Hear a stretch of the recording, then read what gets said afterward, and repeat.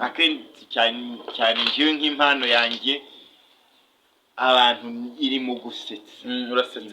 Urasetsaga ngaho dusetse ahantu nsetsa nahangaha impano yanjye ahandi ndavuga naseka abantu bareba amenyo yanjye bakavuga bati aya menyo abereye aranye no gusetsa kandi murabibona iyo nseka nyine sekera abantu barebe murayabona sekera abantu badukuriye none se ingugurnyi byaba byaratutse kwa amenyo si na amenyo yawe byaturutseho cyangwa byaje rite? Ingugurnyi ni imibereho mibi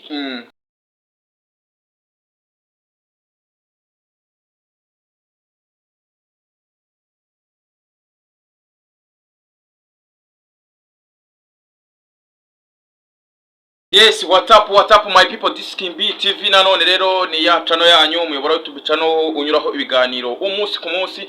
Aha rero tubagezaho amakuru y'imyidagaduro, tubagezaho abastari batandukanye, abahanzi, abakomediye ndetse n'abandi bantu. Uyu munsi nkaba nabazani umukomediye from Musanze, umuturanyi wa Nsabi, bakaba baranize ku kigo kimwe barakuranye. Ugiye kugenda utuganiriza ibintu byinshi, akaba yitwa Ingugurnyi, agiye gutangira twibwira. Reka dushimire wamaze gukora subscribe kuri King B TV, umaze kudufollowinga kuri Instagram, umaze kudufollowinga kuri TikTok, aho niho hantu hose ushaka kugenda usanga ibiganiro byacu umunsi ku munsi. Tugwaye ikaze kuri King B TV. Tangira wibwira abadukurikiye. Nkuko byari bitangiye bivuzwe ni ugerageze uvuge cyane. Nkuko byari bitangiye bivuzwe nitwa Ingugurnyi. Ingugurnyi umeze gute rero? Mbese we ngiye nyine kubona uri mwisiro yo gusetsa ngo uri umukomedi ariko nawe cyane none byaje bitiyo mano yaje gute Ingugurnyi? Impano rero mwivuga ariko no kukureba wowe uburyo wambaye ingofero umuntu w'umuviye urasekeje kabisa, urasekeje tayari. None ubifiringa gute kuba uri umuntu w'umuviye? Ibyo bintu twari by'abajeni abantu bakiri bato, wowe ubifata gute?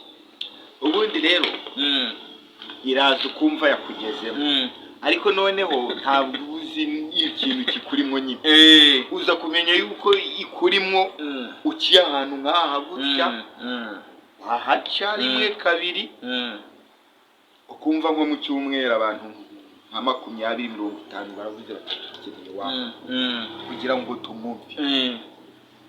Ubwo rero niho wumva yuko impano iri kugira ite iri kukuzamo. Noneho twahura nka gutya nka King B wavugutireka mu following yagushyira hari mwavuga nk'abi nka gutya ukumva ni ibintu abantu bari kwibonamo.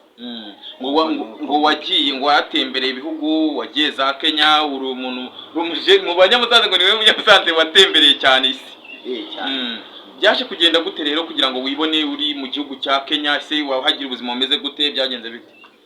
Nyine naricaye ndareba byo kugenda nyine ndatembera mbona ndahageze. Naje kuhagera rero ikibazo cy'imibereho mibi nyine yikigiye kugenda umuntu azenguruka agenda hirya no hino ushakisha mbese. Ubwo niwe bwo buryo nagiye kubona mbona ntibonyemo amara nk'ibyumweru nka 2 ubwo ndongera ndahindukiye.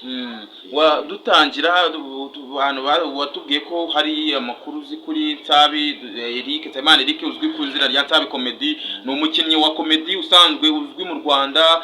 Binavuga ko yatangiye kera cyane, wowe kuko unamuzi uburyo yabitangiye. We umuziho iki mbese Nsabi umuziho iki? Umugabo Nsabi ikintu umuziho yo umuntu we wacu by'imibereho nyine. Nawe yatangiye nka gutya, aje gutangira nka gutya, bizamuka gutyo kubera imibereho mibi nyine. Ariko none waho bigereye saha yingiye murabona ahantu impano yimugeje. Imana imugijana. None se wowe impano yawe ni iki usaba abantu, babona nk'impano yawe se? Kuko abantu bakubonamo impano y'ubukomedi, ni iki wasaba nk'abantu bareba ibi biganiro? Kuko ibiganiro byacu birarebwa n'abantu batandukanye. Ni iki wasaba abantu badukurikirana? Ikintu nasaba abantu sinavuga ngo ndabasaba ubufasha. Natangiye mbabwira yuko ndi mwitangira. Ubufasha nabasaba bazajya bampa ibyo nzajya nkina nsaba Imana ngo ijye ibibakundisha, nimara kubibakundisha ngo muzaheraho mumfashe babikunde nibamara kubikunda bamfashe. none ni nk'iki wabwira abantu mbese kujya erekana, gerageza wereke nk'abantu impano ufite, impano yawe mbese gerageza werekane nk'impano yawe. Hano yanjye ntibigitangira mbese buriya ni ukuvuga ngo impano igitangira igenda iza buhoro buhoro. Akenshi cyane njyewe nk'impano yanjye abantu irimo gusetsa. urasetsa ngaho dusetse ahantu nsetsa ni ahangaha impano yanjye ahantu iri. ndavuga naseka abantu bareba amenyo yanjye bakavuga bati aya menyo abereye aranye no gusetsa, kandi murabibona iyo nseka nyine sekera abantu barebe murayabona, sekera abantu badukuriye. none se ingugurnyi byaba byaraturutse kwa amenyo si na amenyo yawe byaturutseho cyangwa byaje rite? Ingugurnyi ni imibereho mibi naje guhura nayo kuva hasi, ariko none ubuzima bugenda buhinduka. ariko noneho mo hasi naje kubaho nabi, mpura n'utuntu tw'utubazo tubi cyane tumye umuntu ugenda akazengama, ukabura ibyo kurya, ukabaho nabi. uko umwaka urangiye rero 12 ugenda wibuka iki cyagiye wanyuze ko byagiye bigenda ko byagiye bigenda. ubwo rero niho iryo zina ryawe ingugurnyi niho ryaturutse. ariko ntugewe no kukureba byonyine birasekeje, uri umukomediye kabisa. none se rero udusezeranye ko tugiye kujya tuba turi kumwe hano kuri King B TV, tuzagerageza tukwereka abantu, tugukundisha abantu bakubone kabisa. ubwo tugiye kujya dukorana abantu mutwitege muri iyi minsi n'ingugurnyi karahabutaka, urumva tugiye kujya dukora amashow ya Dan. none ngiye tugiye gukinana filime rero. ubu hano turi live noneho kugira mbande ko uzi gusetsa koko, urumva. ubwo tugiye kuganira ngiye nawe, duhuriye i Kigali, ubuzima bwaraducanze twese, mbese byaraducanze, byaratuyobeye.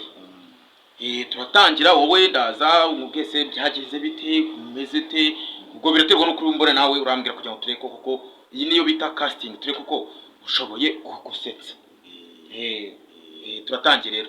komera mu mwanya wanje, umeze muze ndaho ko ndeba wakubitse se wahorose ku maso wabaye isi se yakugendekeye ite? kandi isi yarankaranze.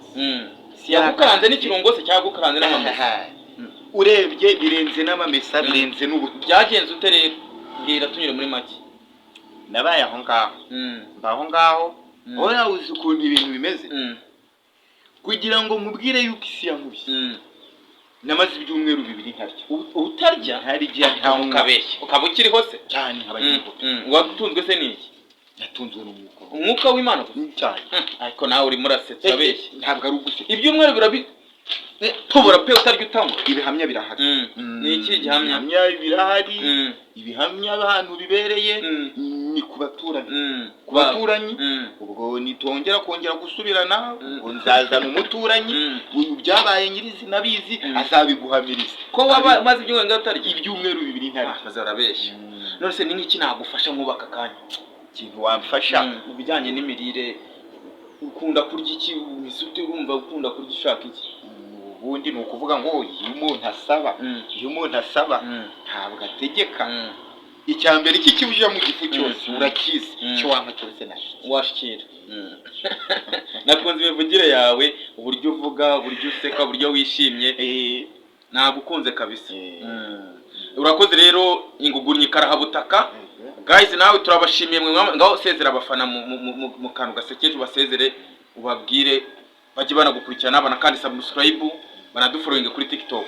abafana banjye begere hano kuri kamera. abafana banjye icyo nabashishikariza cyambere cyo kiriho, bankunze.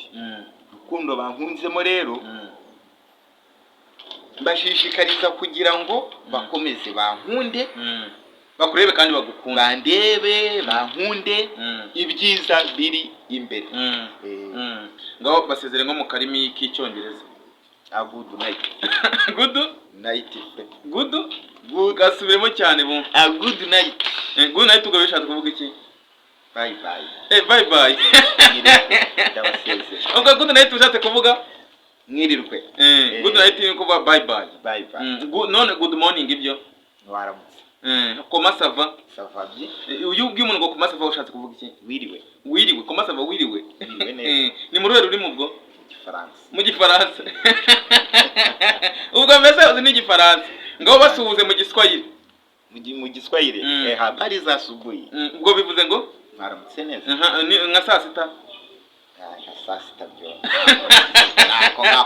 Nako watoye uri dakatora turi. None ngiye kubaza ikibazo. Urumva?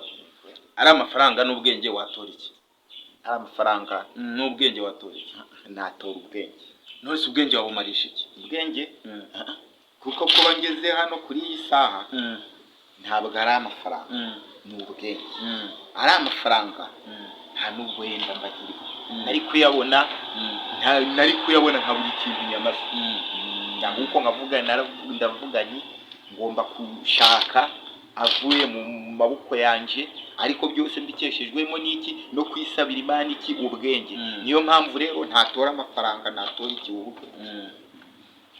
Ngo tugiye kugusaba kangira inama urubyiruko. Abantu badukurikiye bagire mu minota nko mu munota umwe bagire inama. Igera kuri kamera nizijya hino kuri kamera ubagire inama n'abantu badukurikiye urubyiruko.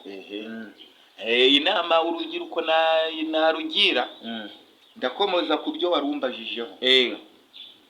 Urambwiye uti ari amafaranga, ugerageze uvuge cyane. Ari amafaranga ari n'ubwenge, nahitamo iki?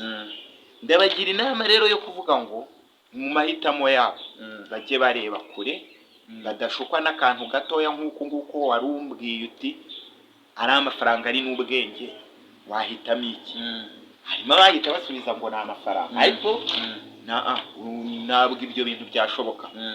Ni ukuvuga rero ikintu nabagira nk'inama ubwo ndi kubahuguraho kuri izo ngingo uvuzeho nanjye mvuzeho y'ibyifuzo by'umuntu, ni rwo rugero ngiye mvugiyeho. Ihitamo ryabo baje bashoza barebe kure, apana guhita uguruka. Isha yaragurutse imajije kuguruka, umuntu abayikubise amaso, yari yambaye uruhu, hari mu bihe bya kera bambaye, ayikubise amaso ati dore ngo iraberewe we. Yari imunyuze biri kugenda gake gake. Isha kamera rikya kujisho, imajije kubitegereza kujisho, iramureba ko agiye kuyikurikira, kumva azi yuko itazi munsi y'ibirenge. Urwo yari yambaye abukuramo araba, arangije kubitwika ati iyi ngiye guhita yifata gore. Hanyuma Isha yafumijemo rimwe hejuru y'umunota gumwe, kureba abona irenze ikantara, irenze Nyabisindu.